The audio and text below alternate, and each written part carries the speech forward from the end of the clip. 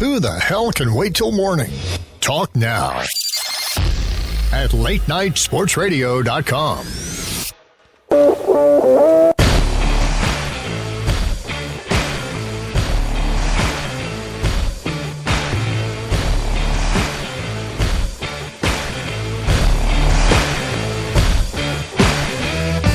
It's time for the Fantasy Greek starts and sits in 60 minutes here on LateNightSportsRadio.com. As always, I am Keith Grieve from 87sportsfans.com.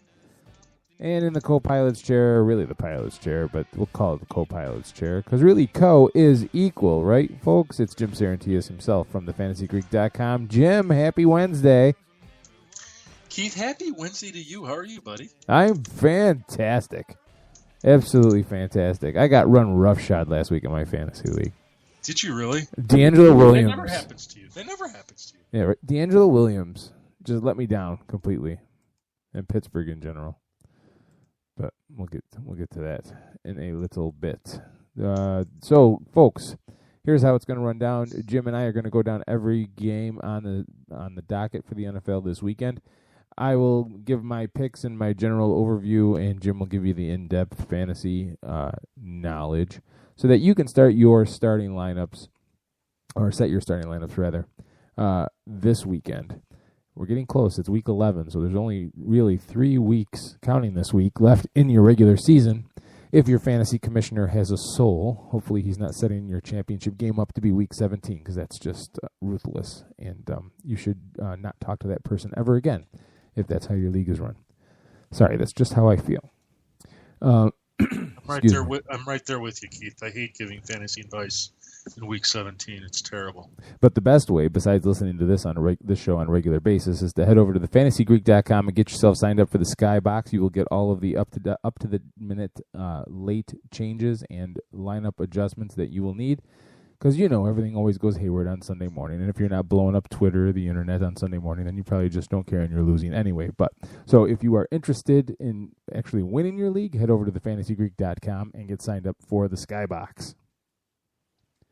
All right. I don't know what I drank or ate today, but I am having reflux issues right now. But I'll be okay.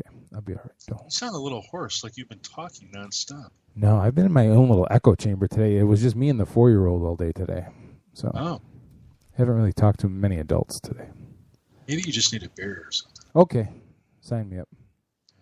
All right. So, without further ado, the Thursday night game, the Tennessee Titans traveled to the Jacksonville Jaguars. The Titans sitting at 2-7, having undergone a head coaching change a couple of weeks ago, and also the Jacksonville Jaguars 3-6.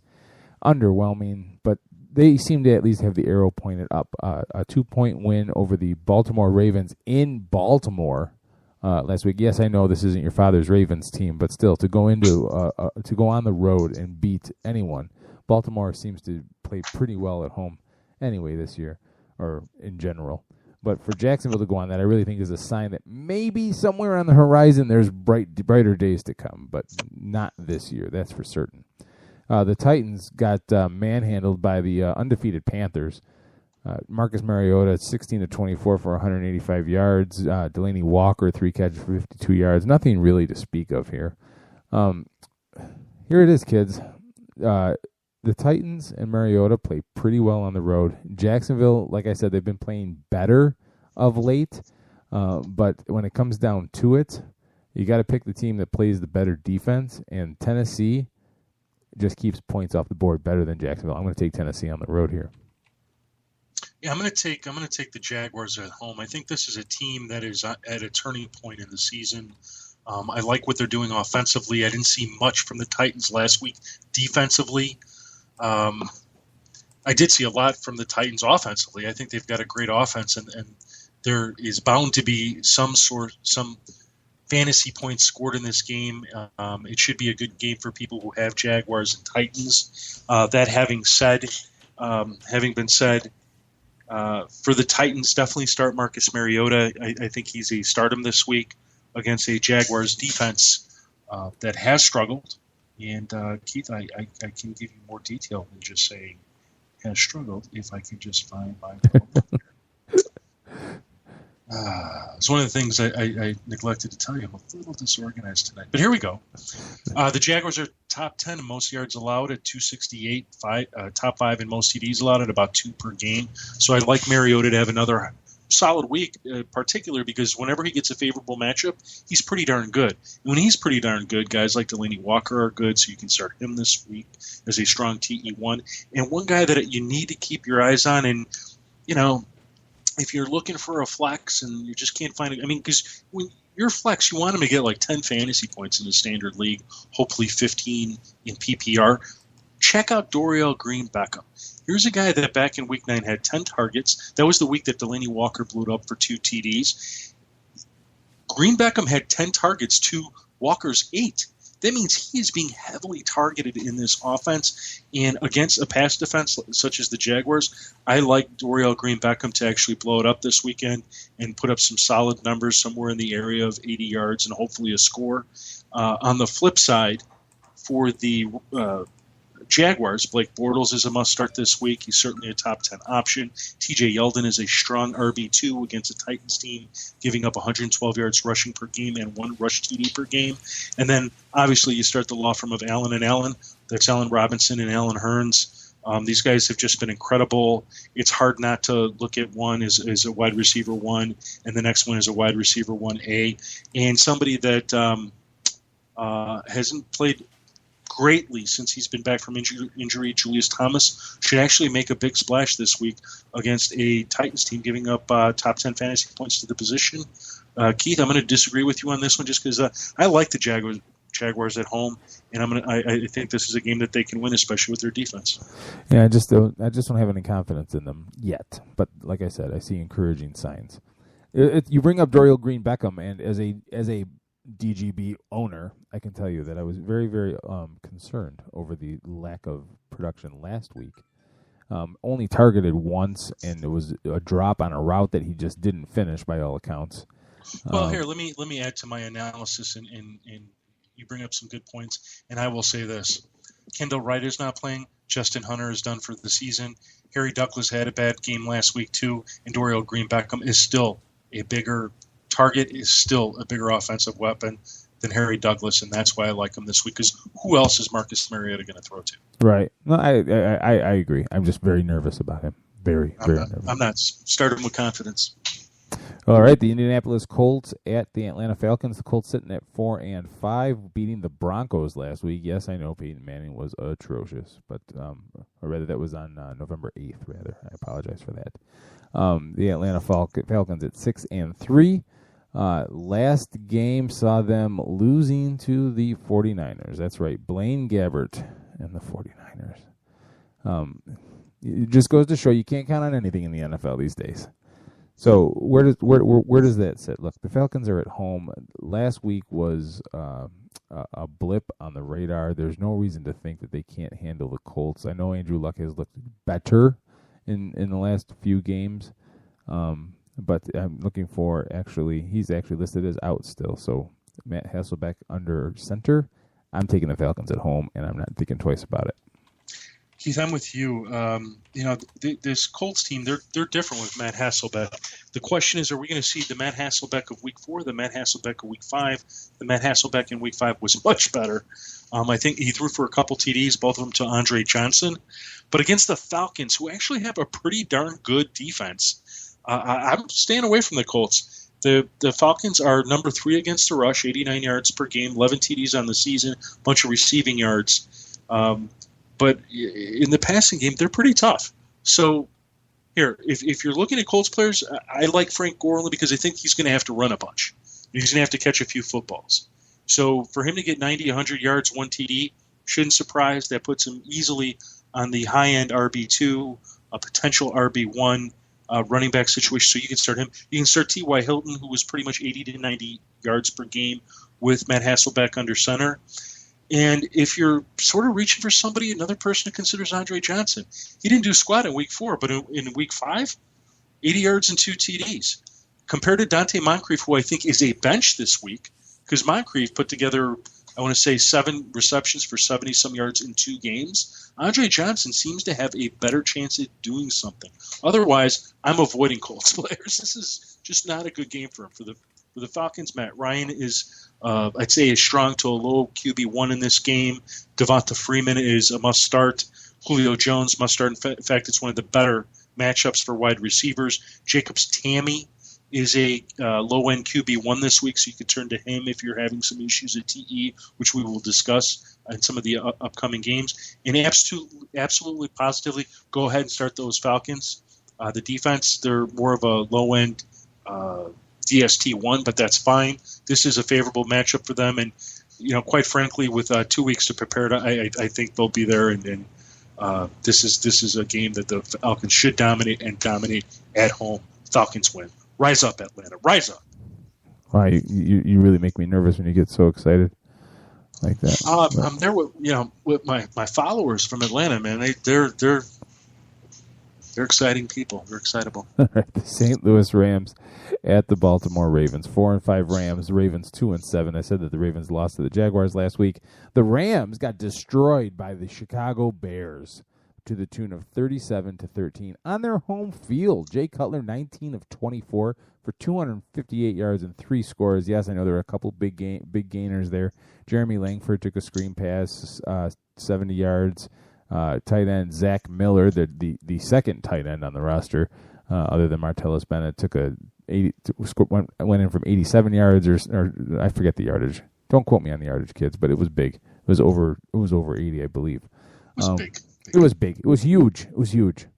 Anyway, but my point was it eye-popping? Well, it was actually, because this Rams team plays pretty good defense usually. They're the 8th best scoring defense, even with giving up 37 points last week. And they're 5th against the rush. They do tend to I'm sorry, I'm reading that bad, looking at the wrong column. They're 17th against the rush defensively, but they're 5th against the pass. And Jay Cutler minus, Eddie Royal with a hobbled Alshon Jeffrey managed to rack up some pretty decent yards and points. It's not supposed to happen against the Rams. So how does this work going into Baltimore? Well, look, let me tell you, even though the Ravens are out of sorts, they don't run the ball very well. They're 23rd in the league in rushing yards. Thank you, Mark Trestman. They are still a top 10 rated offense on ProFootballFocus.com. So what does that tell you? Pro Football Focus, what do they rate? They rate whether the individuals do their jobs at their positions. It's an execution stat, really, if you think about it that way. So I think the arrow is still pointed up at Baltimore. Based on what I saw the Rams do at home against Chicago, I don't feel any more confident, even though the Ravens are down Steve Smith, and they are also down Brashad Perriman never really took the field. They are thin at the wide receiver position, but Kamar Aiken, I think, is poised to have a big week. I'm going to take the Ravens at home here. I'm taking the Ravens at home too, but I kind of look at this game as I just don't. I don't think we can.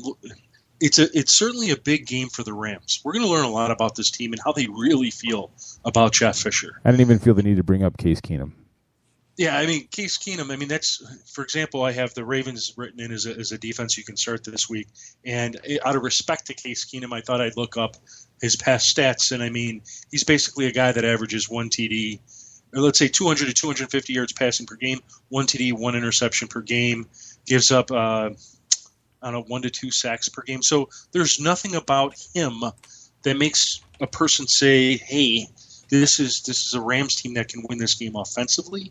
It certainly is a game that favors the Ravens defense. The Ravens defense last week was pretty good against the run. I know Todd Gurley's outstanding, but the Bears shut him down after his first score and first 45 yards of rushing.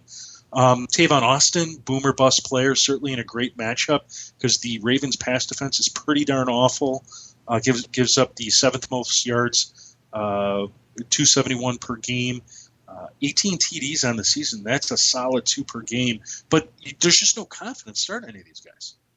And it's hard to even start the Rams against a Ravens team giving up just 6 fantasy points to opposing TSTs.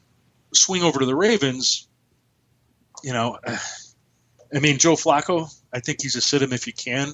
Do you really want to risk that he's going to come out and Is he going to be Jay Cutler, or is he going to fall flat on his face? Do you take a risk with this game? No. And here's one more thing, Keith. The backdrop of this week is most people that are paying attention right now to fantasy football, it's because they're winning and going to the playoffs. Nobody else cares. So you really shouldn't be starting Joe Flacco if you can avoid him.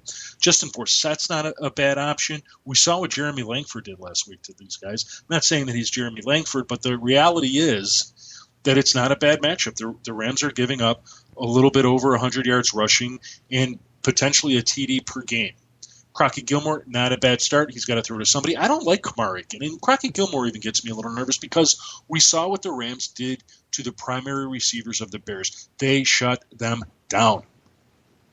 So what happened? Zach Miller emerges and puts on a clinic. 87 yards, 2 TDs? So to me, if there's a sleeper in this game, it's Max Williams. Would I tell you to go play him in fantasy? I would say no because it's risky. You shouldn't be taking risks at this point. But, for some bizarre reason, you are out there taking risks and they're paying off. He's a guy you can consider. Otherwise, I like the Ravens defense going up against a quarterback that, to me, I don't know what the Rams are thinking. Nick Foles is clearly the better guy, and they're not tailoring this offense to his skill set. So let's take the Ravens and move on, Keith. All right. Dismissed. I said good day, sir. The Washington Redskins at the Carolina Panthers. The 4-5 Redskins. The Panthers 9-0. Hey, look, the Panthers are your proverbial middle of the road team. They do pretty much everything okay, except run the ball or defend the run rather. And guess what? That's what Carolina loves to do. They run the ball. They run to the point of having the third best rushing attack in the league, third in yards gained. They're sixth in points. Third in points scored. And the defense, that Panthers defense, sixth best scoring defense in the league.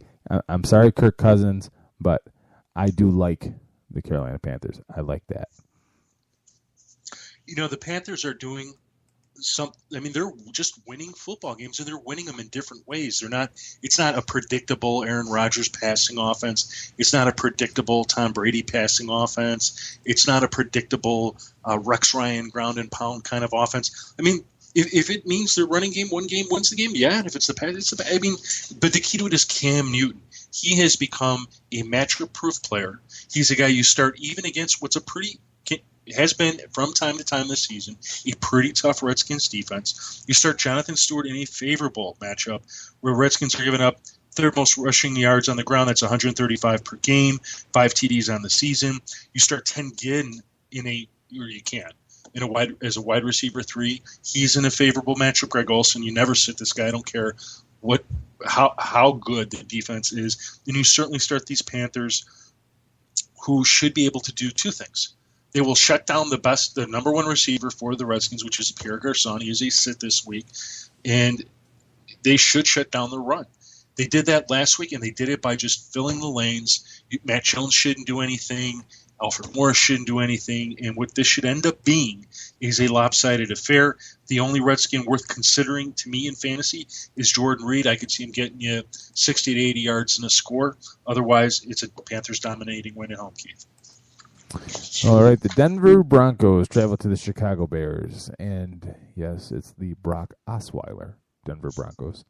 Even though the Broncos still sit at 7-2 somehow, we seem wanting to put the death knell in Peyton Manning, and know the Broncos are only a one-sided team, but they're still 7-2.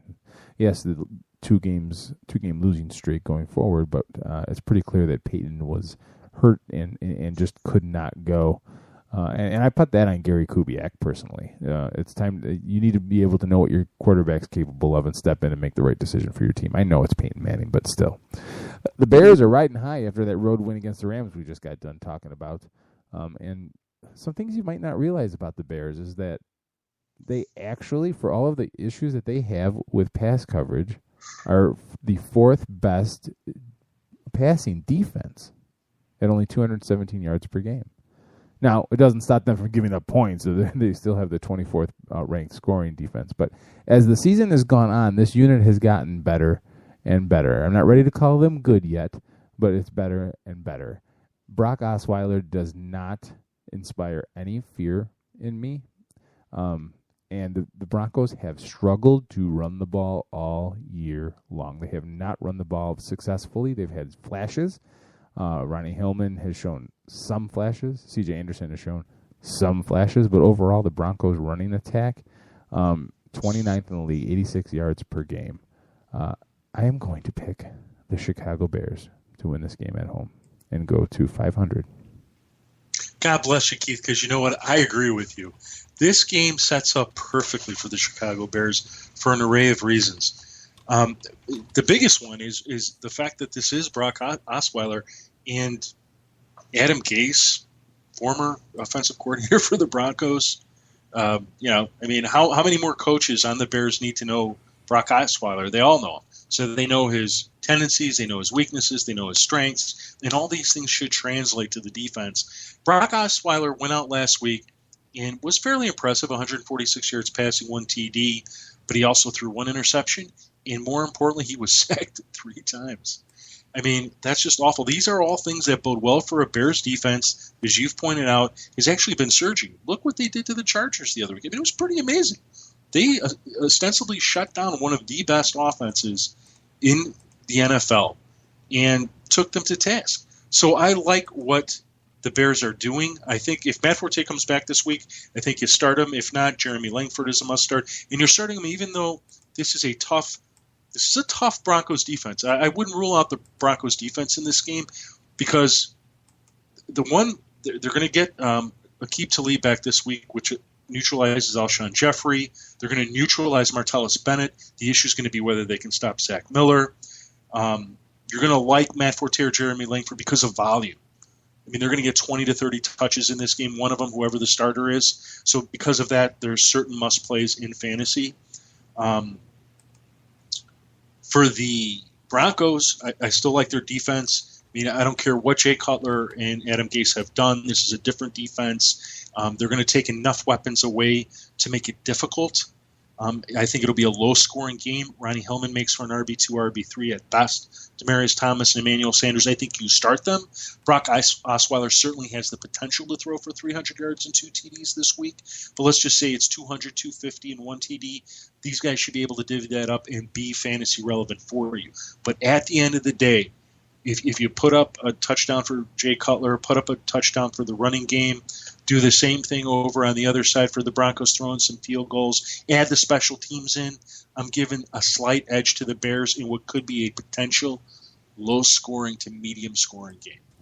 And of note, Matt Forte was a limited participant in practice today. So yeah, I saw that too, but I don't think that means anything. I think he'll be back, and the Bears will want him back because, quite frankly, I wouldn't want Jeremy Langford to get hurt. He's clearly their running back of the future. Right, and Forte being a free agent may not want to push that knee. Yeah, I mean, well, I guess that's his call. Right, yeah, no, absolutely. The Oakland Raiders 4-5 at the Detroit Lions 2-7. The train wreck Detroit Lions. Expect big changes in the offseason there, folks. At least we hope so. Let's just all say a prayer and pray they don't bring back Matt Millen to run the front office. The Raiders have been the darlings. Everyone's saying, "Oh, the Raiders are here. The Raiders are going to start taking their rightful place back where they belong." Yeah, well, they just surrendered a 30-14 loss to the Minnesota Vikings at home. That is like the stick the knife, turn it, break the blade off. The Lions, on the other hand, surprised everybody by going into Lambeau Field and coming away with a win against the Packers, 18-16.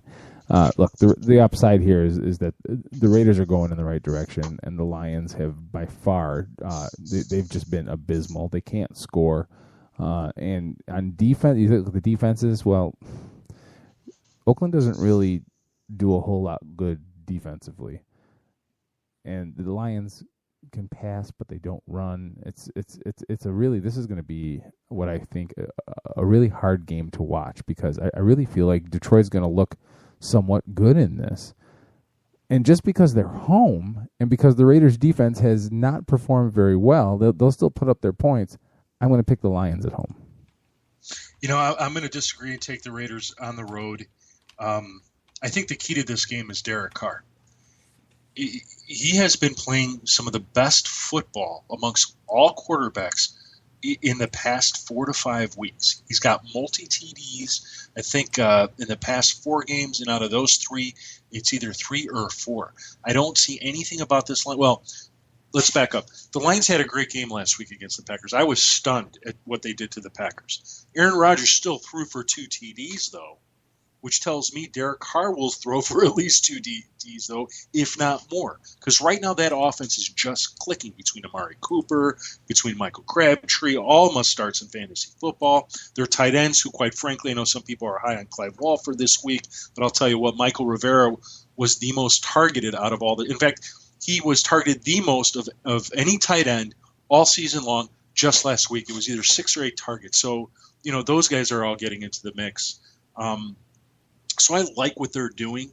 I see Derek Carr throwing for multiple TDs. I see Latavius Murray having a huge game to Lions rush defense, giving up the 5th most yards per game at 124 yards, and even the most rush TDs on the season at 14. So you start Latavius Murray with confidence and expect RB1 points from him. That having been said, this should shift back around, and the Lions should be playing catch-up. Matt Stafford makes for a low QB1, high QB2 play. Calvin Johnson should be active. Eric Ebron is a must-start, again, against – they're not the worst anymore, believe it or not. The Saints are now the worst defending the tight end position.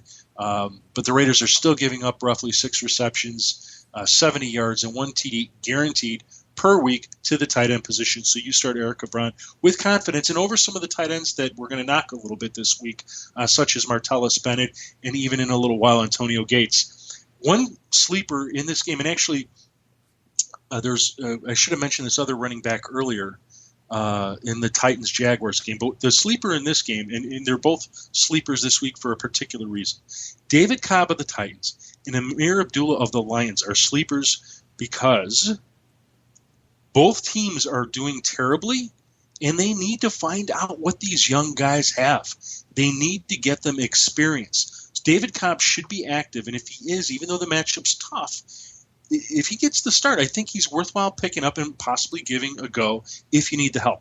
In this game, Amir Abdullah, if he's given the start, he is definitely worth a speculative play because the Raiders are giving up 115 yards rushing per game and 6 rush TDs on the season. They're also giving up top 10 fantasy points to the position.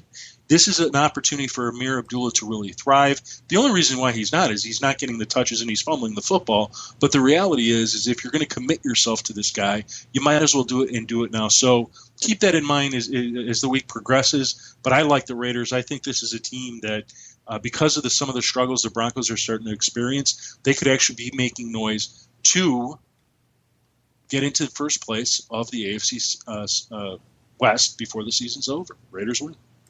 The New York Jets travel to the Houston Texans. 5-4 Jets, 4-5 Texans. The Texans with a big win Monday night against the Bengals, even though that was an ugly, ugly game.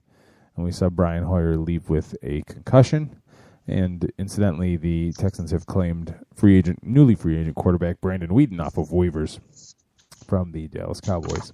The Jets, on the other hand, on Thursday night, in what we'll call the colorblind game, was underwhelming, to say the least. And at the end, I believe it was formally announced that Ryan Fitzpatrick, and he went surgery to repair a left thumb injury, and is expected to play Sunday against the Texans. So what does that tell you about your other quarterback options on the Jets?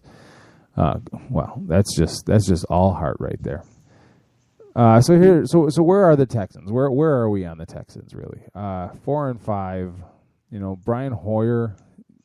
I'm trying to find he's questionable right now, provided he passes all the concussion protocols. TJ Yates wasn't all that awful in relief for somebody coming in against a good defense like the Bengals.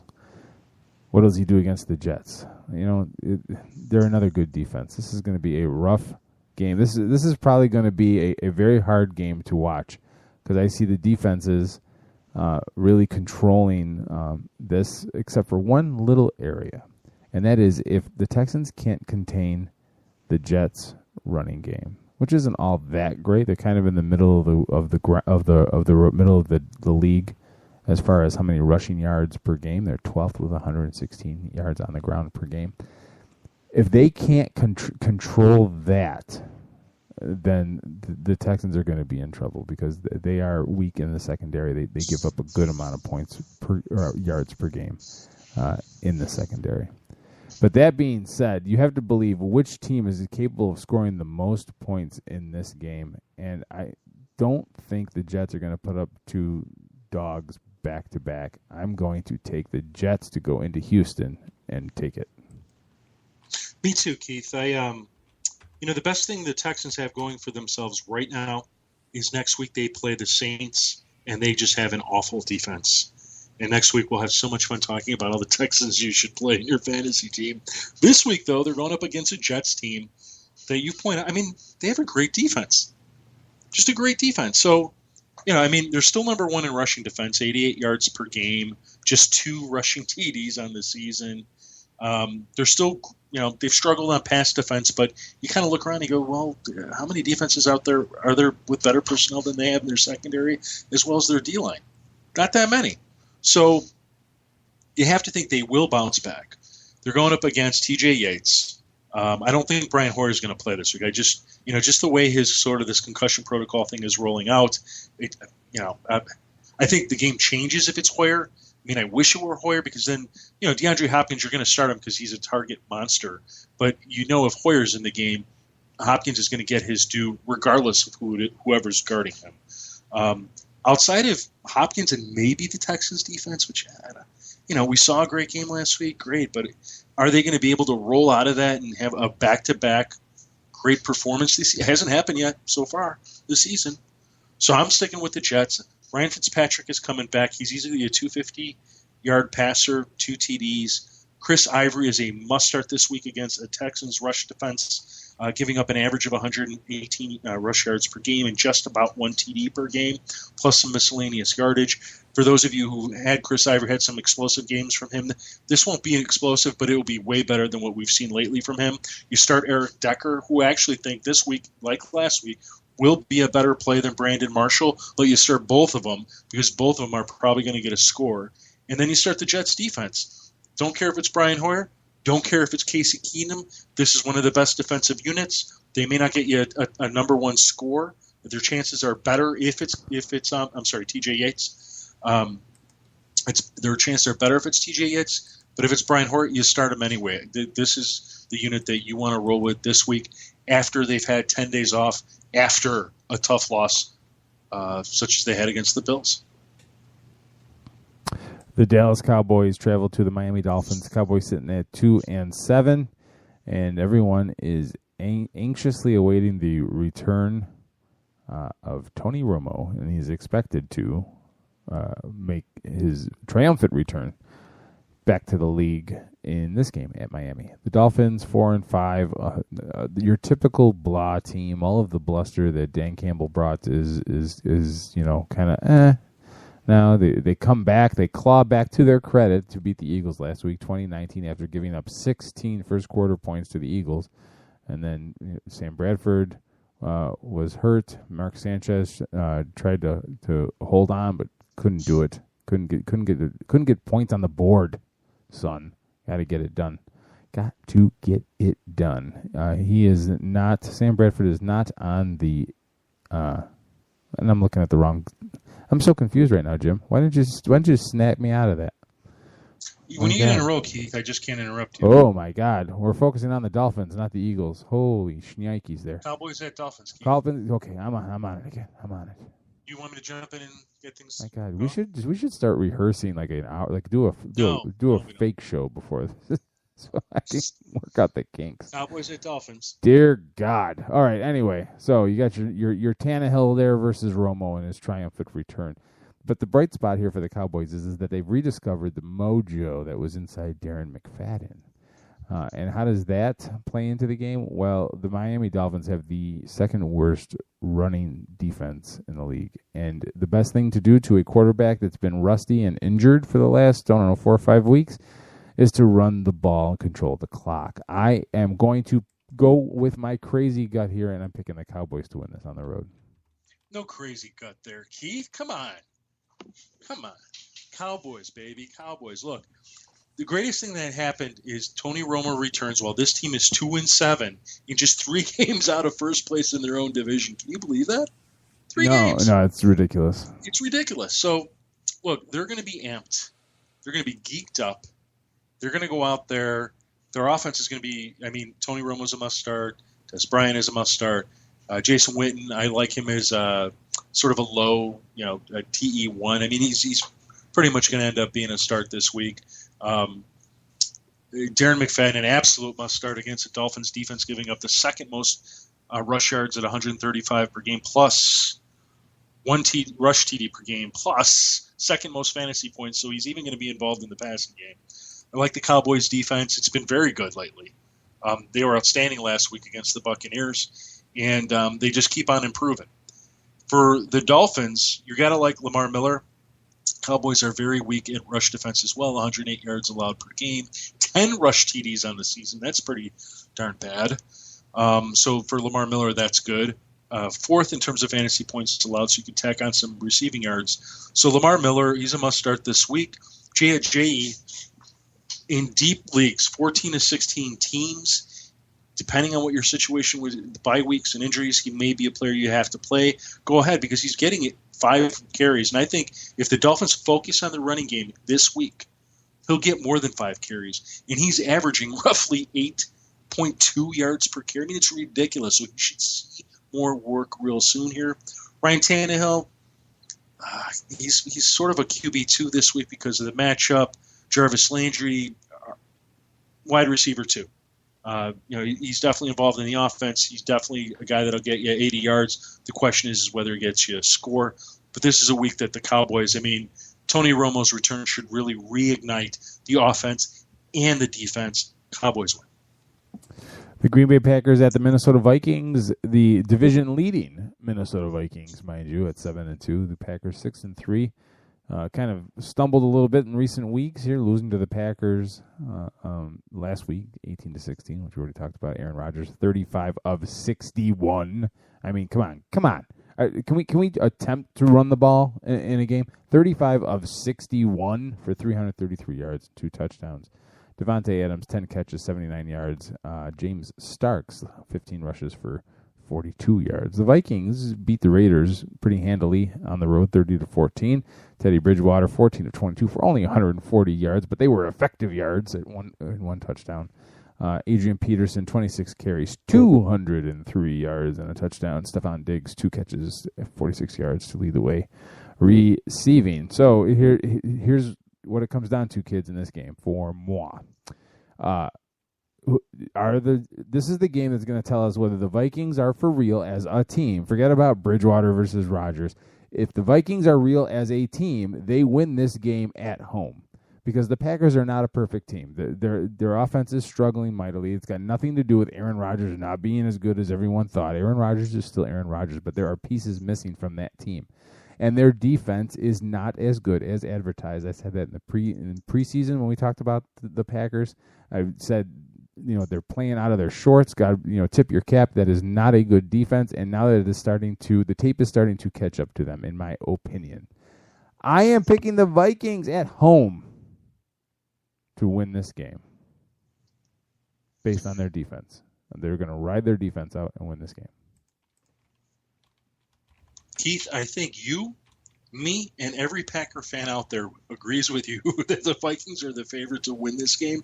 And you and me, we're going to take that one stepper and say the Vikings will win this game. The Packers are playing horrible football. You can see it in their eyes. You can see it in their face. I even saw one comment from a Packers fan, and just the look on Aaron Rodgers' face, how it compared to another NFC North quarterback's look when he's on the sideline and he's looking frustrated, and it made me laugh. I think who I'm talking about. Oh, I know very well who you're talking about. Yes, and so things are not well in Titletown, and the Vikings are just, they're not cruising, but they are climbing up the power rankings. We have them in our top 10 right now. Along with the Steelers and a couple other teams that, a few months ago, I would have never thought they'd be in the top 10. They're writing their defense. It's a solid unit. They know how to take out their opponent's best players. And what's been succeeding against the Packers is taking out one key player, and that's Randall Cobb. Randall Cobb has been struggling, and he's been, and you can see it based on the targets that he's getting. I mean, he might get 8, he might get 5, but it's Davante Adams whose targets are just going up and up, going from, I think, 7 in his first game back to 11 the next game, 21 the game after. Richard Rodgers has suddenly become a red zone target. James Starks, he's taken over for Eddie Lacy, but you could see this offense something's wrong, because I can't put this all on Eddie Lacy. I think he's genuinely banged up, and I think that offensive line is having a hard time for whatever reason, whether it be motivational, whether it be injuries that they're not reporting, which is another story, how so many injuries are coming up that we're not being told about. In any case, I like the Vikings this week. I love AP in fantasy. Stephon Diggs makes for a nice wide receiver 3. Certainly you can start this Vikings defense. They've generally been top 12 in most scoring formats, and I think given the struggles of the Packers, you have to consider them that. Aaron Rodgers, you keep starting. I mean, 2 pass TDs are expected from the guy. I mean, one way or another. So go ahead and start him. James Starks has a decent matchup against the Vikings. I mean, he should be good for 100 yards, possibly a score. Randall Cobb, I think you got to keep starting him, but it's tough. And you're starting him not as a wide receiver 1 anymore. You're starting him as sort of a wide receiver 2, Luan wide receiver 2, Davante Adams wide receiver 3, Richard Rodgers is sort of a borderline TE1. The Packers defense, I guess you can start them, but they're not a top option right now until they turn things around, and I just don't see that happening this week. Vikings at home. The Minnesota Vikings were number 5 in the 87 Sports Fans Power Rankings. I think they're number 7 on the fantasygreek.com. There's 1, 2, 3, 4 teams in the top 10 that have not beaten a team with a winning record. Arizona Cardinals, the Minnesota Vikings, the Green Bay Packers, and the New York Jets. Well, now that you mention it, let me add this, and it was something we pointed out in our power rankings. This game and the next 3 that follow for the Vikings are absolutely, I mean, this will make or break their season. This will dictate what kind of Vikings team this is, and I'm going to pull up their schedule in 1 second here and tell you exactly who they play. And it is the Packers, the Falcons, the Seahawks, and the Cardinals before they finish out their season with the Bears, Giants, and Packers once again. Yeah. This is it. I mean, if they're the real deal, we're about to find out. Agreed. It'll be very interesting to see. This is probably the game of the week. Looking at the rundown, besides Bills and Patriots. We'll get to that in a minute, though. Wait, kids, you have to be patient. Be patient. Okay. The Tampa Bay Buccaneers travel to the Philadelphia Eagles. The both teams sitting at 4-5. For the Eagles, oh, good, I get to talk about the Eagles now, finally, instead of talking about them when I should have been talking about the Dolphins. Sam Bradford is listed as doubtful, left due to an AC joint sprain. No, that's not air conditioning for people listening. It's actually in your shoulder. So if that is going to debilitate him, that means we get another game in the Mark Sanchez NFL era. Yay, us, Daiquiris. The Buccaneers beat the Cowboys at home last week, 10-6. Again, it was Matt Castle's Dallas Cowboys. But of note, they did corral the previously surging Darren McFadden to the tune of 17 rushes and 32 yards, which kind of shocked me because I didn't really think of the Buccaneers as really playing good run defense this year, but they are 12th in the league in rushing yards per game, so kudos to you. The problem is that they give up a ton of points at 26th. And for all of the struggle that the Eagles have had on offense and inconsistencies, they still play pretty good defense. So do you believe Tampa Bay can go into Philadelphia and beat Mark Sanchez in Philadelphia? I'm not ready to go there yet with Jameis Winston. He has shown progress this season. He is advancing. He's going to probably be a pretty good pro for a long time. But in this game, I am going to take the Eagles at home, even if Mark Sanchez is under center. Yeah, Keith, I am too. I thought this was a tough game to sort of evaluate. Yeah, it really was. From a football perspective. Because, Mark Sanchez is truly the key to this game. If the Buccaneers, if they can't get a passing game going, the Buccaneers should be able to. DeMarco Murray could have a very long day.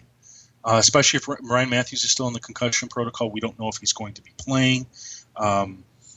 Now, that having been said, in Mark Sanchez's defense, this would be the first full week of practice as the starter with all these different playmakers, some of which have been suffering under Sam Bradford, such as Jordan Matthews, such as Zach Ertz, Brent Selleck, go on and on. So I think there's some upside here for Mark Sanchez, and that's going to depend on what kind of Buccaneers defense we see. I mean, it's a unit that's gone back and forth from being very good to being very bad.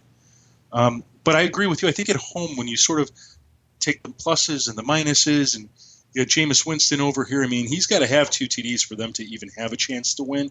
They're not going to have Vincent Jackson from the looks of it. They're not going to have Austin Seferian-Jenkins from the looks of it.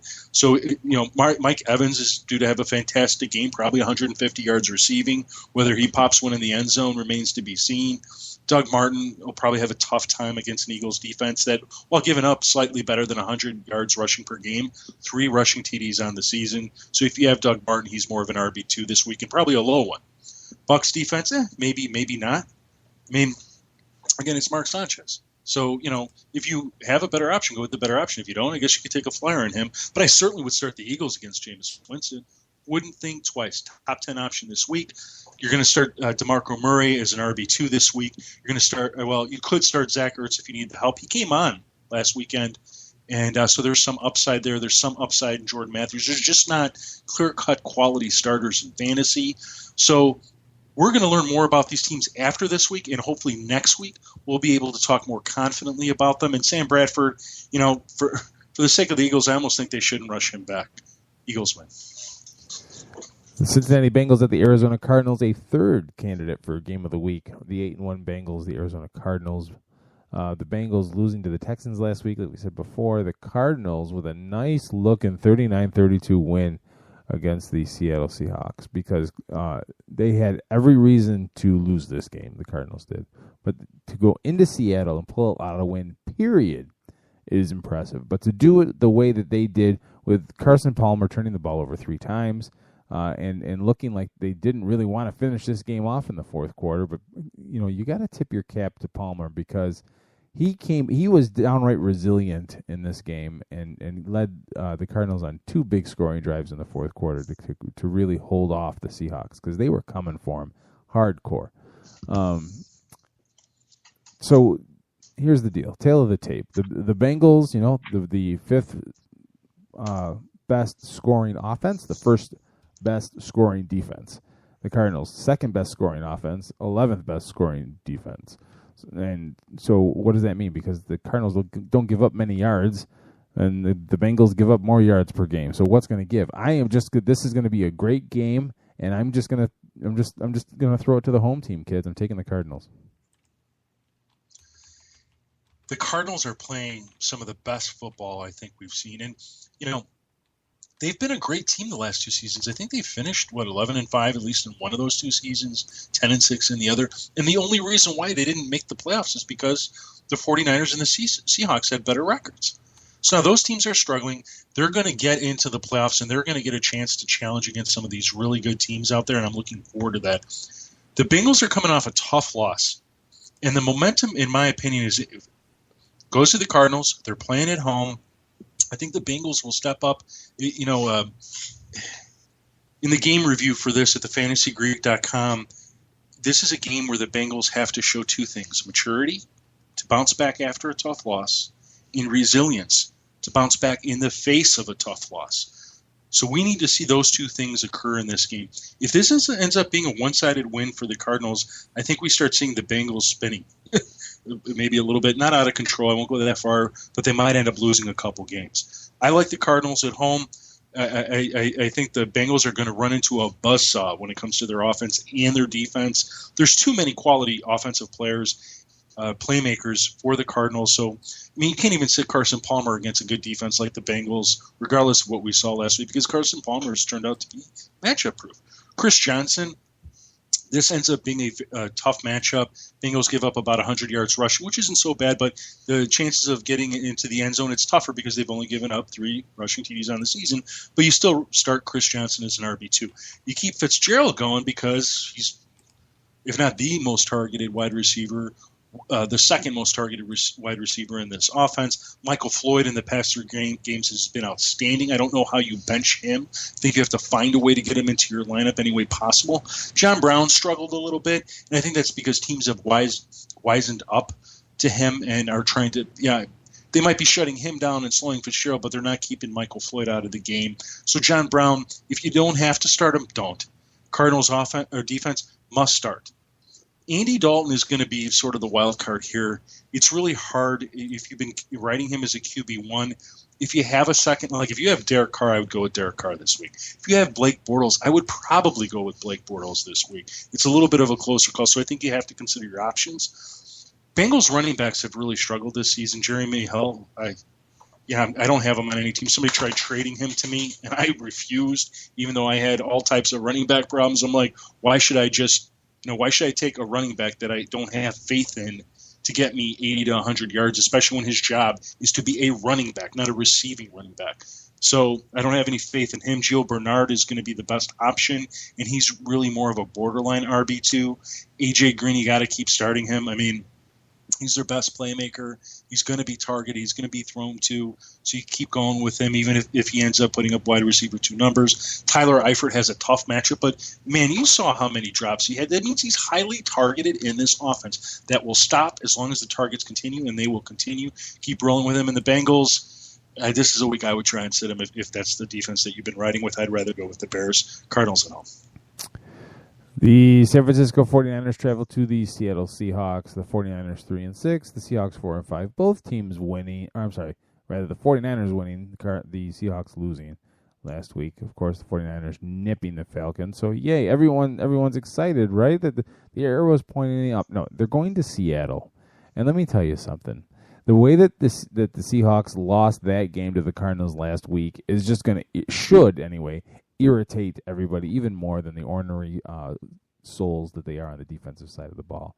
I'm not even sure if Blaine Gabbert's going to start this game still or not, or whether they're going to go back to Colin Kaepernick. But whoever is under center is just going to be running for their lives, because I think this is going to be an example where we see that Seattle defense of the last 2 seasons. We really haven't seen it all that much this season. It hasn't really been dominating, nothing that makes you go, oh, yeah, they're shutting people down.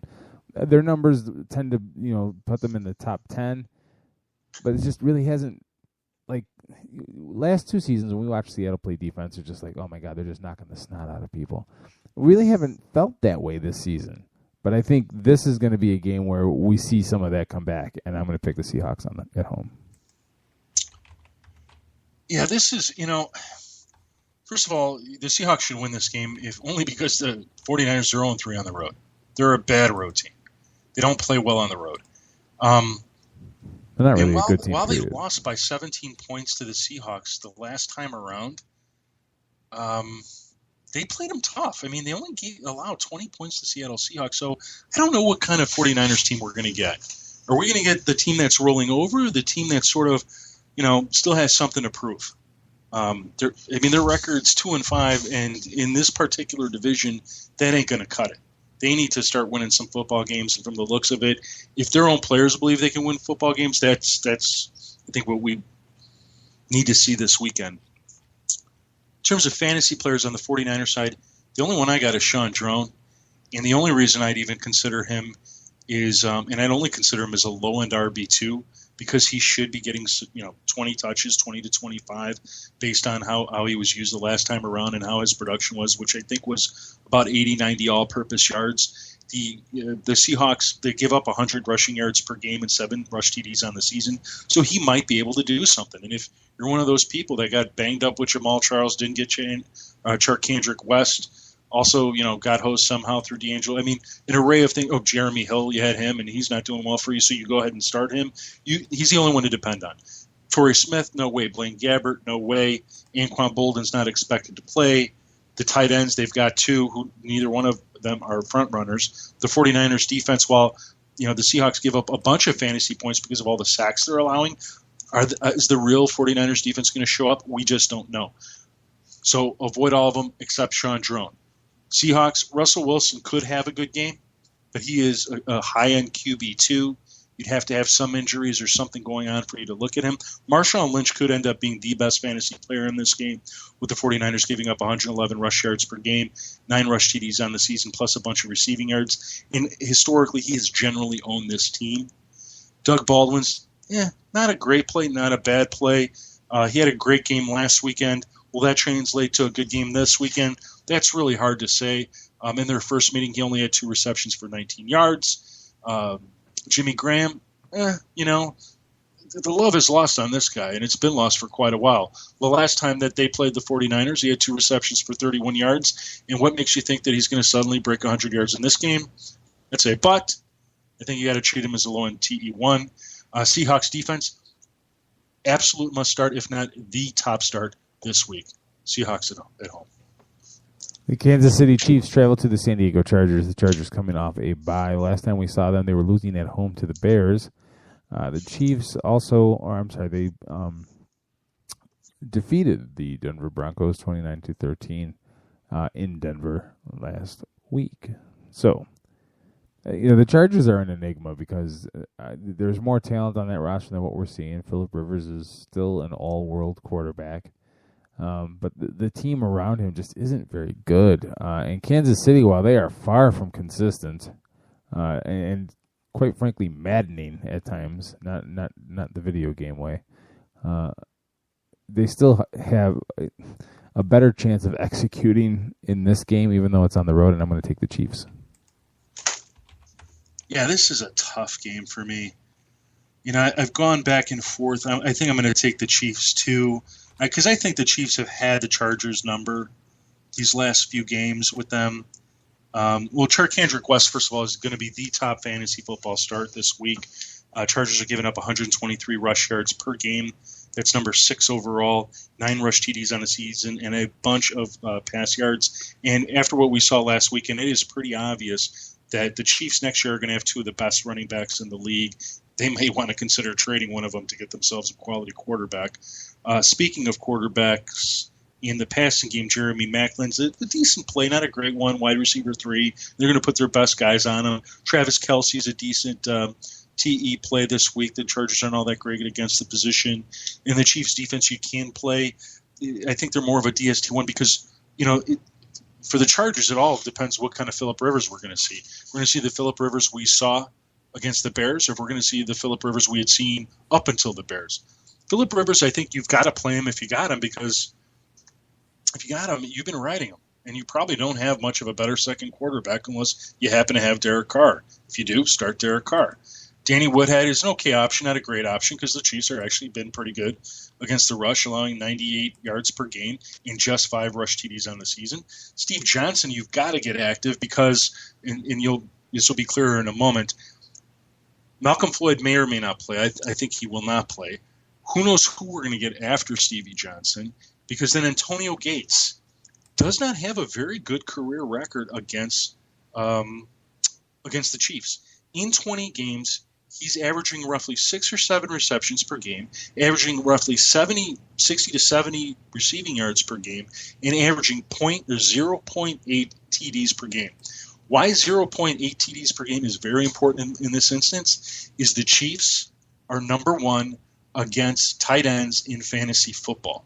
That suggests he will not get that TD this game. You'll need that TD for Antonio Gates to be a worthwhile fantasy play. So this week he is a low-end TE1. If you have a guy like Eric Ebron, play Eric Ebron over Antonio Gates because I think you have a better chance of getting that TD and that 80 yards. I'm going to take the Chiefs as well, Keith. This is going to be an interesting game, and I think it'll be a close game. All right, and finally the Buffalo Bills at the New England Patriots. 5-4 Bills. The Patriots undefeated and clearly the best team in the league. It's not even close. It really isn't. So what's going to make this game interesting? Well, it's an AFC East rivalry. You've got, obviously, the loudmouth Rex Ryan heading to New England against the, what's the word I'm looking for? Silent Bill Belichick. The Bills are, actually 3-1 on the road. They travel pretty well, and the Patriots obviously are undefeated. So the Patriots are going to win this game, folks. I'm sorry. And the main reason why is that the Bills actually have, for all of their defensive prowess, so to speak, have the worst rated pass rush unit at Pro Football Focus. And if you can't get to Tom Brady, who's having an all-world season. Remember back in the day when 3,000 yards was kind of like the measuring stick for quarterbacks? Yeah, Tom Brady has that already, and he's thrown 24 touchdowns to just 3 interceptions, which is just mind-boggling. An 8-to-1 touchdown to interception ratio. If you're not going to get him off his spot, you are going to struggle in this game. And being in New England, I'm just taking the Pats until they give me a reason to pick against them. Yeah, Keith, was it last year or the year before where everybody was talking about how Tom Brady was done? It was last year, and it was after the Kansas City game, like week 3, because they just looked awful. And he did not have a great season last year, as I recall, as everything finished out. I mean, they won the Super Bowl, but when it came to sort of the Tom Brady 2014, the Tom Brady 2015 is way better than him. Way better. So, yeah, I mean, you look at the Patriots and go, well, who's going to stop this team? That's why, seeing the Cardinals against them would be a pretty cool matchup, I think. Yeah. The Vikings, I think their defense might be pretty good, but eventually would probably be overcome. But anyway, for fantasy purposes, Tom Brady, LeGarrette Blount, Robert Gronkowski, Danny Amendola, Brandon LaFell, Patriots defense, you start them all this week. The Patriots defense, I mean, you might have a better unit, but I think they make for a decent start. When these teams last played, I mean, it was a fantasy football point extravaganza. The Patriots just took off, and the Bills were playing catch up the entire game. So Tyrod Taylor had one of his best games, if not his best game of the season. Charles Clay had one of his better games of the season. Now, will that happen this week? That's really harder to say. The second time around, teams get to know each other a little bit better. So, you kind of want to sort of your expectations kind of temper them. But Tyrod Taylor, he's a guy, throw one TD, run for another. You can play him. Low QB1, high QB2, depending what your situation is. LaShawn McCoy is going up against a very tough Patriots rush defense, second best in the league, allowing just 88 rush yards per game, 4 TDs on the season, but you still got to start them because we know they're going to run the football, and they have one of the best. I don't know if they're number 1, number 2, but they're one of the top 2 rushing offenses in the league. You keep playing them. Carlos Williams, RB3, there's all the RB1s, RB2s, first RB3, Carlos Williams. You can play him this week if you need the help because they're finding a way to use him in the red zone. That's what makes him valuable. Sammy Watkins, he's playable. I get a little nervous because we know he's going to pull the best coverage, which I believe is McCourty. And McCourty, he did a great job last week against who the heck did they play last week? Keith, help me out. The Patriots? Yes. I closed all my windows. Giants. The Giants. Odell Beckham. He did a great job against Odell Beckham. So it's really hard to figure what kind of guy we're going to, what Sammy Watkins we're going to get. But if you have him, he's probably a wide receiver 3 this week. You're taking the Patriots in real football, and in fantasy, you're taking the Patriots players, viewing the Bills players a little bit more cautiously, but probably having to play them at the end of the day. Patriots win. That wraps Week 11, Keith. All right. And, well, there you have it, folks. We are a little bit over, but I'm sure you will find. That is Week 11 in the NFL for fantasy football purposes. Thank you for joining us. For Jim Sarantias from thefantasygreek.com, I am Keith Gree from 87sportsfans.com. Catch us here every Wednesday night at 11 p.m. Eastern Time. However, next week, hour earlier, kids, 10 p.m. pre-Thanksgiving edition.